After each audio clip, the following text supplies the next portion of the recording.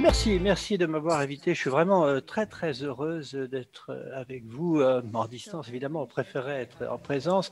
Moi, je vais parler aujourd'hui de la science de la motivation et comment coder, comment déchiffrer le comportement en santé humaine.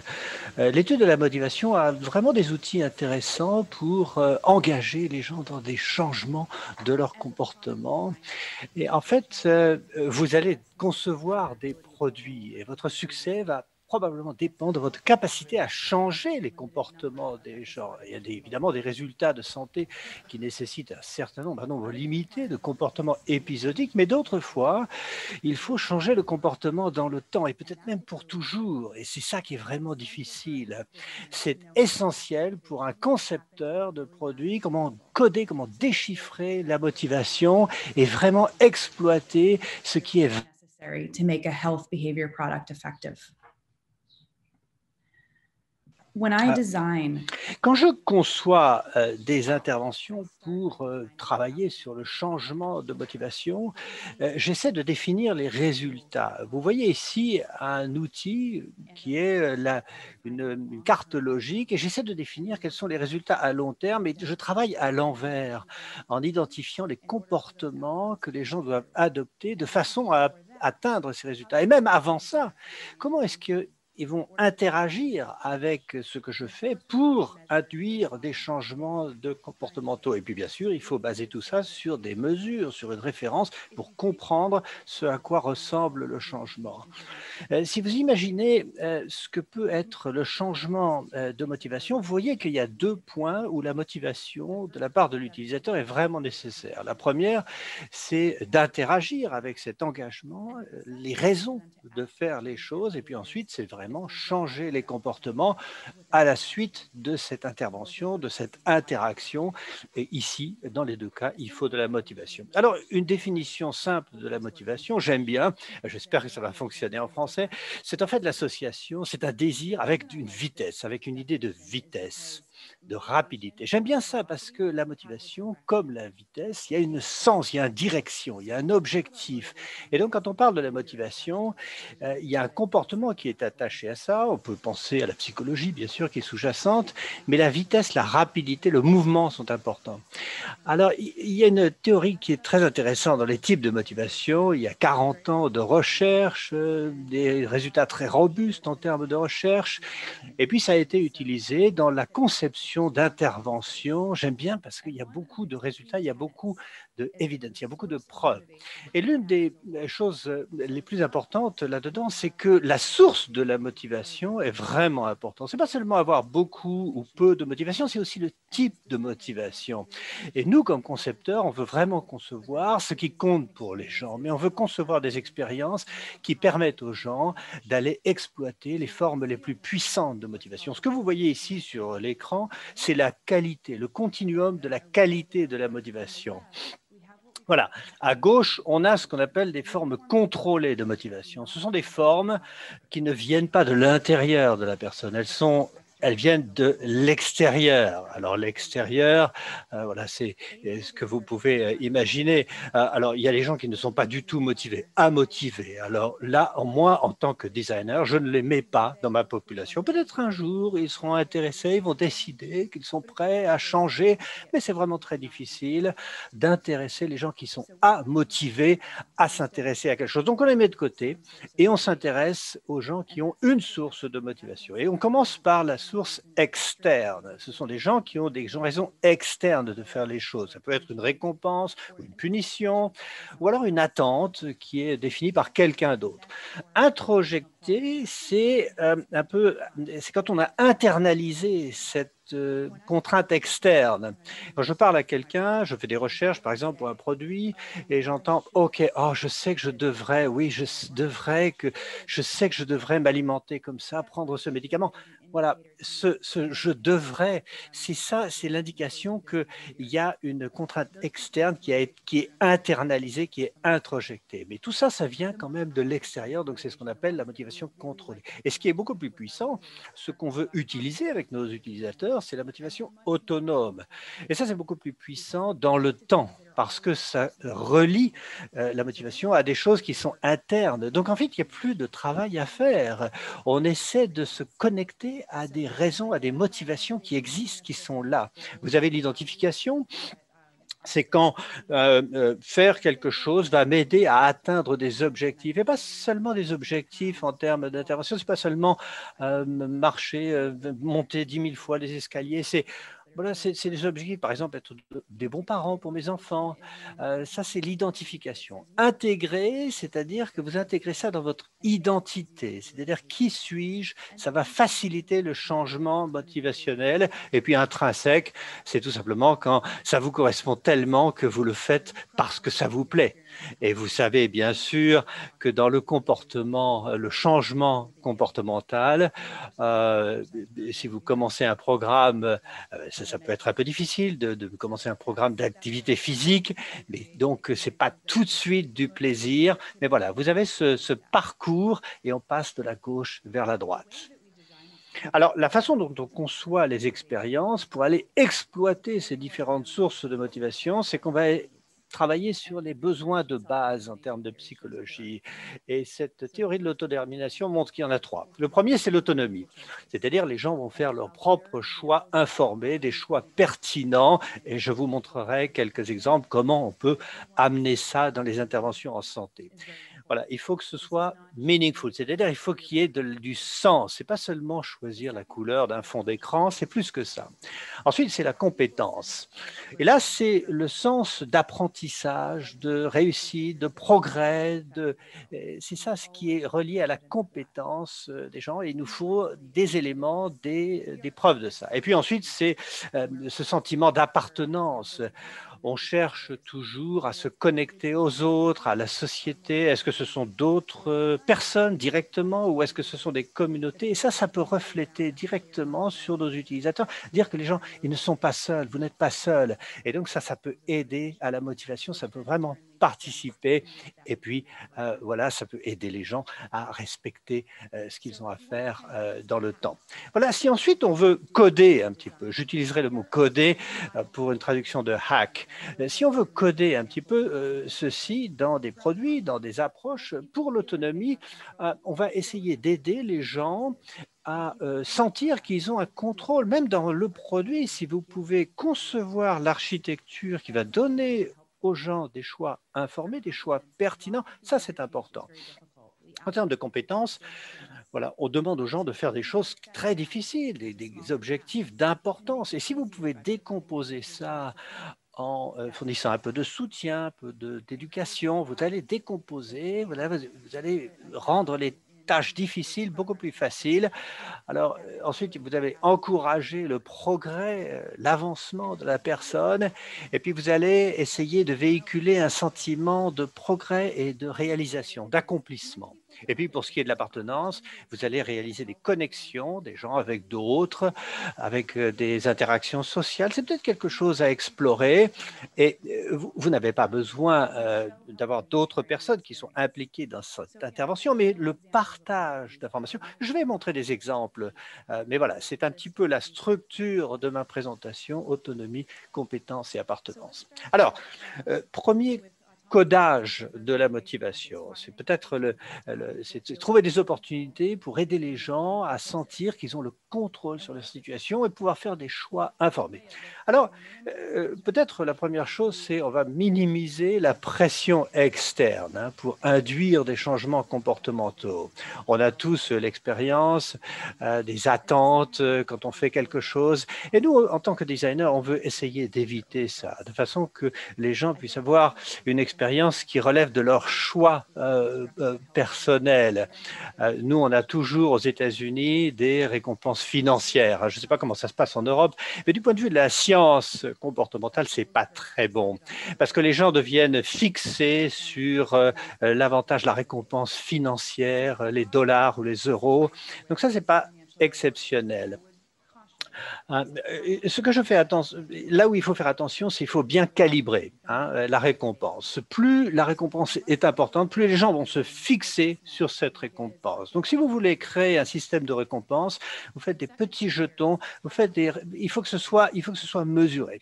Ensuite, il faut associer les récompenses à des comportements significatifs, des comportements signifiants, qui aient du sens. Dans mon travail, j'ai travaillé sur un programme avec des gens qui remplissaient un questionnaire et les informations tirées de ce questionnaire étaient utilisées pour travailler sur un coaching. Et ensuite, il y avait du coaching. Et il y avait des récompenses pour les questionnaires parfois, mais on a besoin de cette information, c'est sûr, mais récompenser simplement le questionnaire, le remplissage du questionnaire, non, c'est peut-être pas. Il faut qu'il y ait des comportements qui ait du sens, qui soit associé à la récompense. Et puis ensuite, il vaut mieux, plutôt que de donner de l'argent à la personne, par exemple, récompenser les gens avec une paire de chaussures, une chaussure de jogging, qui aura peut-être la même valeur financière, mais c'est une façon de lier ça aux objectifs de la personne. Ensuite, il faut expliquer les règles et pourquoi il y a des règles. C'est bien de donner aux gens des choix possibles, mais parfois, il n'y a pas de choix possible. Parfois, il y a des objectifs cliniques, il y a des protocoles cliniques qui sont à suivre pour les atteindre. Et si c'est le cas, c'est important d'expliquer aux gens pourquoi il y a ces protocoles, voilà, de façon que les gens puissent décider. Ils n'ont pas le choix, mais il faut qu'ils décident de suivre le programme clinique parce que ça va les aider à atteindre les objectifs. Donc vraiment, donner les raisons, les explications, pourquoi les choses ne sont pas négociables dans ce cas-là, ou alors très vivement, très fortement recommandé. Et ça a été prouvé, ça marche si on arrive à expliquer, à engager les gens. Un autre point, c'est essayer d'aider les gens à modéliser ce qui va se passer pour eux. Vous avez ici deux outils. L'un, c'est un système qui vous montre comment vous pouvez réduire vos dettes par un effet de boule de neige. Voilà, vous avez vos dettes mensuelles qui sont là, qui sont listées, et ça vous aide un petit peu à créer cet effet boule de neige. Et à droite, vous avez un outil qui vous aide à gérer le risque de maladies cardiovasculaires. C'est un petit peu la même chose ici. Ça vous permet de voir qu'est-ce qui se passe si. Et en fonction de ça, vous pouvez prendre une décision informée. C'est un scénario qui peut être très utile quand les gens doivent choisir entre différentes décisions. Un autre outil qui est très utilisé, c'est le partage de décisions avec le patient. Et si voici un petit peu ce que vous avez à droite, ce qui est expliqué. Vous avez un questionnaire très agréable qui gomme un petit peu l'aspect clinique pour une situation et qui insiste sur le style de vie. Comment est-ce que c'est important pour vous d'avoir de la flexibilité dans le programme? Vous allez devoir visiter un hôpital ou un centre de traitement. Et si vous avez un travail, ce n'est pas forcément facile. Vous n'avez pas cette flexibilité. Donc, vous allez travailler un petit peu cet aspect. Comment est-ce que la personne peut s'adapter à ce programme? Donc, ça, c'est un outil qui vous permet de travailler, d'avoir cette conversation entre les médecins et les patients, de savoir qu'est-ce qui est important pour le patient. Et si vous regardez, moi, ce qui m'intéresse en tant que scientifique du comportement, c'est que les gens qui utilisent cet outil vont prendre des décisions qui sont cohérentes avec leurs propres valeurs. Et on le sait des études de motivation que ça fonctionne mieux si les gens prennent des décisions qui sont cohérentes avec leurs valeurs internes informées.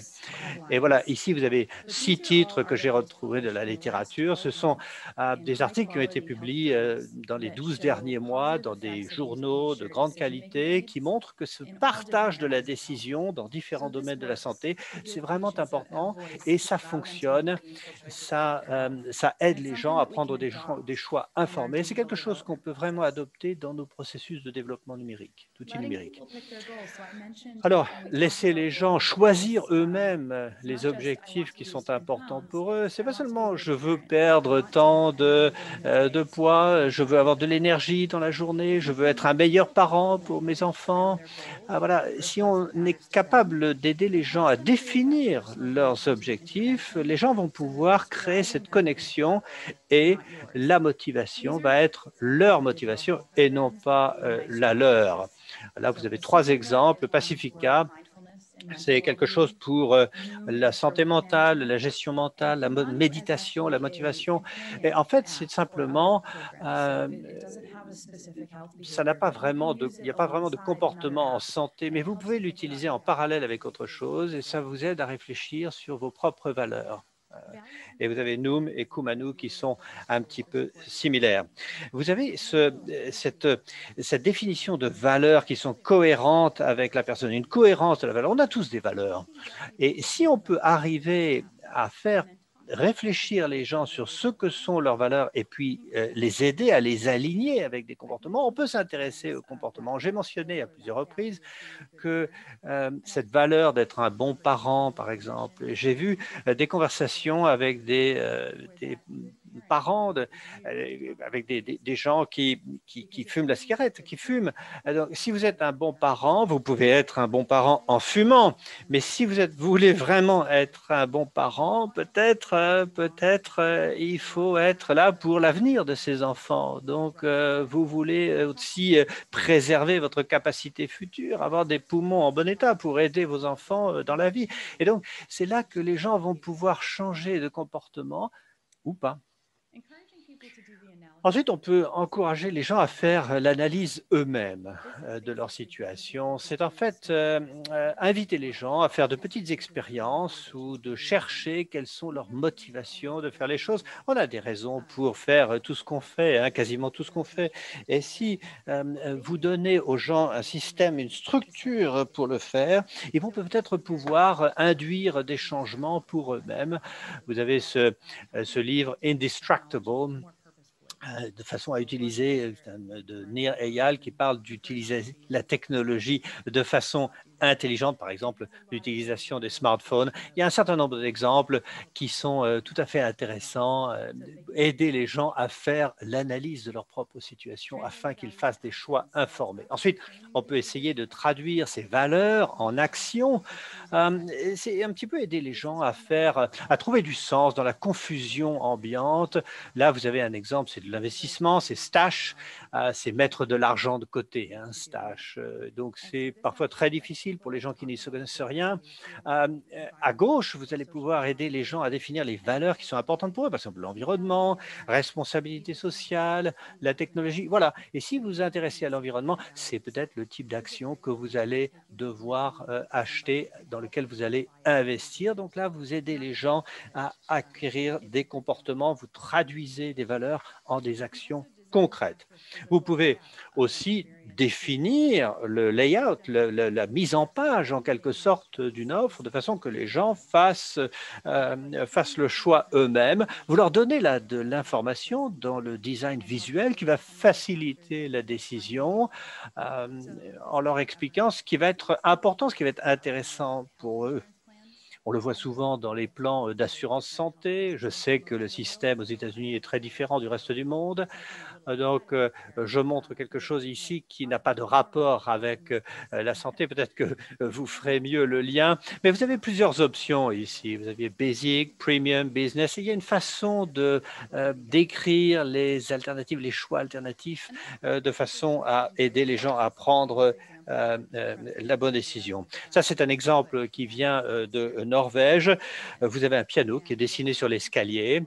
Et en fait, en marchant, en montant l'escalier, vous pouvez faire de la musique. Il y a un système qui est lié à ça. Et donc, comment est-ce qu'on peut concevoir des changements comportementaux simplement en associant un peu de fun, un peu de jeu à ça. Et on s'est aperçu que les gens prenaient l'escalier sans même qu'on ait besoin de leur dire. Ensuite, le codage motivationnel numéro 2, c'est concevoir des mécanismes donc pour décomposer, comme on l'a vu, des tâches qui sont difficiles en choses plus simples. Voilà, vous avez un certain nombre de résultats classiques sur l'amélioration de la capacité de l'auto-efficacité par l'utilisateur.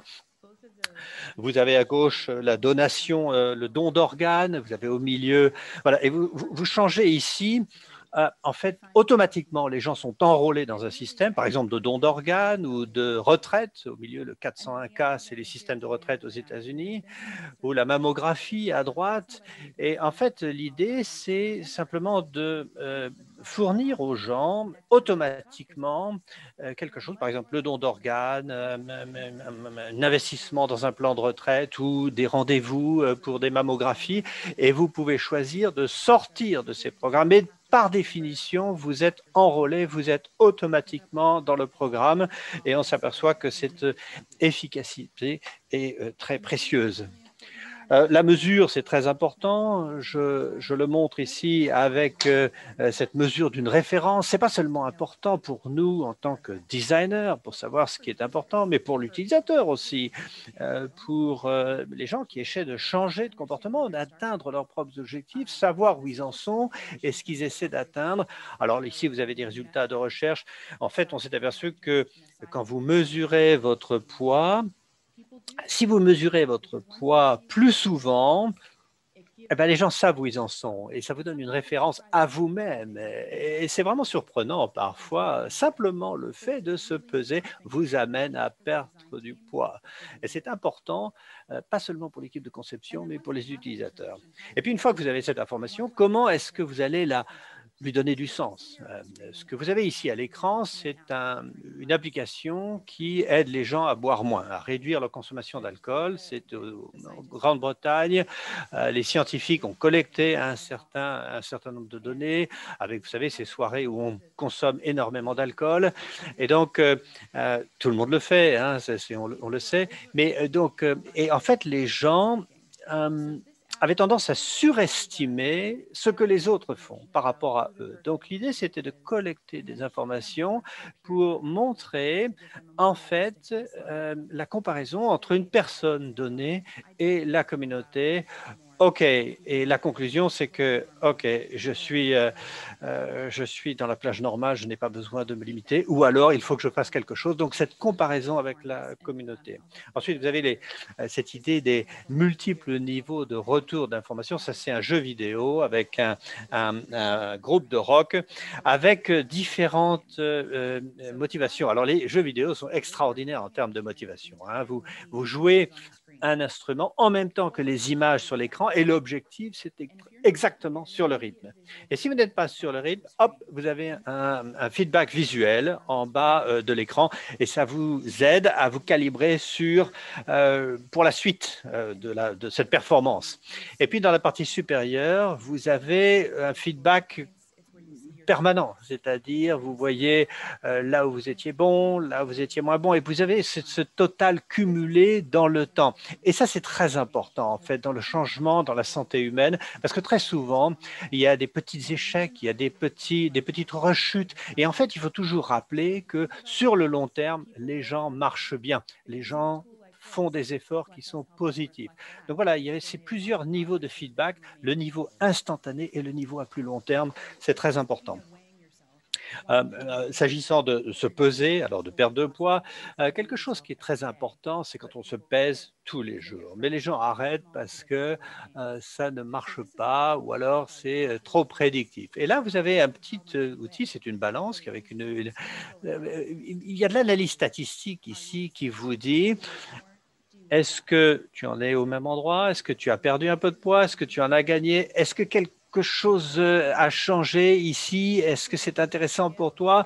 Et en fait, les gens qui utilisent cette balance, on s'est aperçu qu'ils sont du côté, donc ils perdent du poids, hein, c'est le chapas, c'est en orange ici, il y a une perte de poids régulière et c'est tout à fait positif. Voilà. Ensuite, il y a la structure des objectifs. C'est important d'être capable de structurer un objectif final en sous-objectifs. Ici, c'est un programme pour apprendre les langues avec plusieurs niveaux, avec une décomposition en petits blocs qui sont réalisables. Et en fait, petit à petit, vous allez vous apercevoir que vous renforcez vos capacités linguistiques.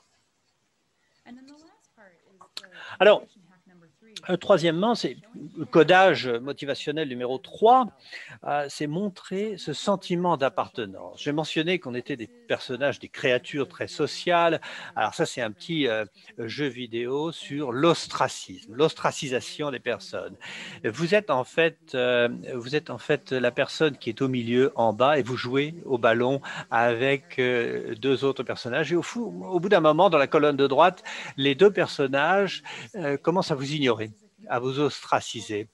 Et vous avez beau dire aux gens, OK, c'est préprogrammé, ça n'a rien à voir avec toi, ça n'a rien à voir avec ce que tu es, les gens sont vraiment, ça les agace. Et donc, même si on sait que donc ça montre à quel point l'ostracisme, c'est quelque chose de très important. Alors, les réseaux sociaux, c'est important parce que ça offre beaucoup d'outils, mais ça n'est qu'un outil, ça n'est pas une solution en soi-même. C'est une option parmi d'autres. Donc, ne pensez pas que les réseaux sociaux sont la façon d'accomplir quelque chose. Alors, si vous utilisez les réseaux sociaux, en revanche, ce qui est important, c'est de travailler sur l'authenticité. Vous savez que les compagnies pharmaceutiques sont extrêmement réglementées, donc c'est difficile pour elles de travailler sur les réseaux sociaux, parler de leurs produits, de leurs programmes. Et ici, vous avez des exemples de ce qu'ont fait les sociétés pharmaceutiques, par exemple Johnson Johnson, donc sans prendre de risques réglementaires pour travailler voilà, vous avez ici, je ne vais peut-être pas rentrer dans le détail, mais il parle beaucoup de bébés, de la petite enfance, parce que ça crée une connexion tout à fait naturelle avec les utilisateurs. Alors, être capable aussi d'établir des relations avec les utilisateurs. À gauche, Vivibot, c'est pour les enfants les enfants cancéreux, et à droite, c'est pour une gestion de l'humeur. Et de l'humeur avec de l'humour, hein, parce qu'il faut mettre de l'humour. Il y a des études qui ont été faites et les gens trouvent que voilà, on parle à quelque chose qui a de la réalité, qui est pertinent dans la vie réelle. Alors ensuite, on peut mettre à contribution les communautés pour obtenir des changements comportementaux.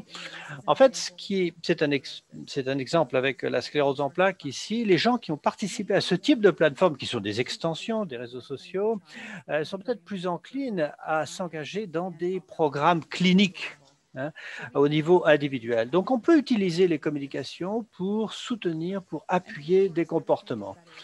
Et puis, alors on le sait, tout fonctionne mieux quand on a des amis.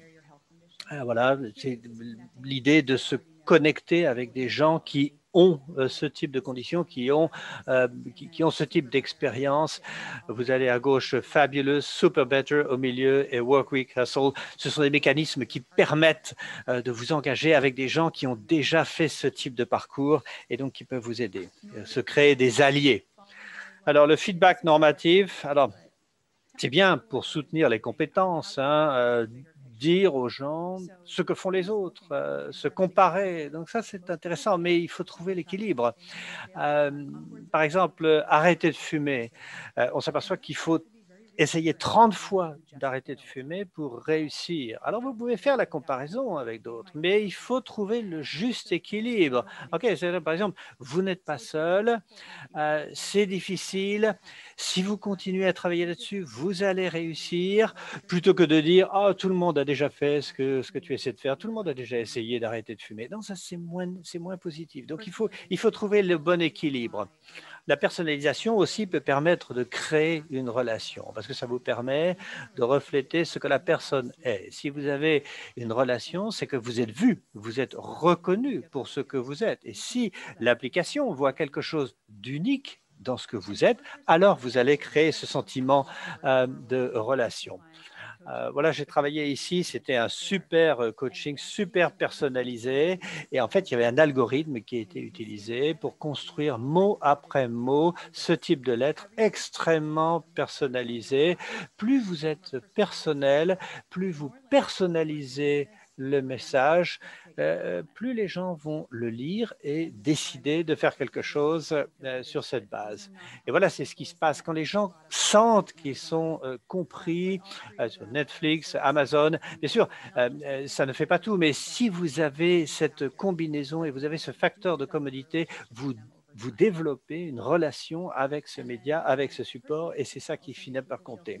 La personnalisation peut aussi aider les gens à sentir qu'ils sont connectés, qu'ils ont cette connexion.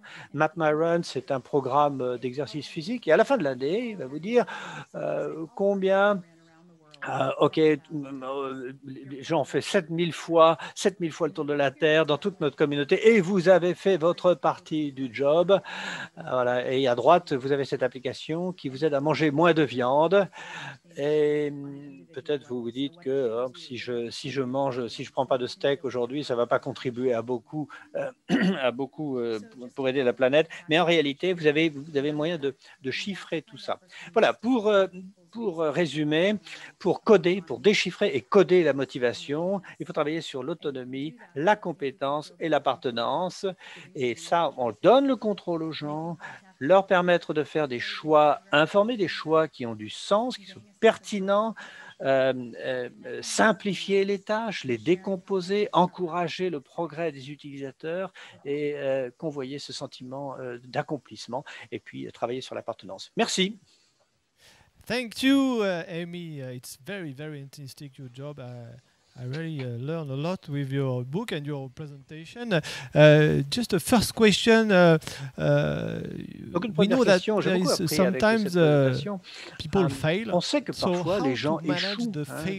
Donc comment est-ce qu'on va gérer l'échec en fait, la rechute? Oui, alors deux ou trois choses. L'une, c'est de rendre l'échec, la rechute normale. Et donc, en fait, c'est en parler assez tôt dans le process, dire aux gens, OK, on va commencer quelque chose, mais peut-être que vous allez avoir une rechute, ça va peut-être pas marcher. Par exemple, la perte de poids, arrêter de fumer. On sait que c'est normal d'avoir des rechutes, de ne pas réussir, mais ça ne veut pas dire qu'au final, on ne va pas réussir. Donc, moi, je suis également intéressé à comment aider les gens à analyser leur rechute et en tirer des informations positives. Ce n'est pas seulement game over, recommencer. Non, c'est pourquoi ça n'a pas marché, qu'est-ce qui n'a pas marché. Donc, si on réessaye, si on refait un deuxième essai, on va peut-être pouvoir améliorer le process. Et je crois que c'est intéressant aussi de partager des histoires, non seulement de gens qui ont réussi, mais de gens qui ont échoué dans le process, qui ont eu des rechutes. Qu'est-ce qui a été difficile pour eux? Qu'est-ce qu'ils ont fait pour surmonter cette difficulté intermédiaire? Parce que ça, c'est très important. Les gens ont toujours une connexion, une relation particulière avec l'histoire d'autres personnes. Yes, it's very important for oui, c'est très important de gérer ce process. C'est très différent, évidemment, les cultures européennes ou françaises de la culture américaine. L'échec est toujours très négatif de ce côté de l'Atlantique. Aux États-Unis, en Amérique du Nord, vous gérez mieux cet aspect des choses. Je veux que on commence toujours par une décision. Donc, en fait, si vous ne décidez pas de changer, vous êtes en dehors du spectre. OK, alors moi, pour ça, j'utilise la métaphore. En fait, je plante un germe. Je plante une graine. Je pense que c'est intéressant pour les gens qui ne sont pas encore prêts à changer.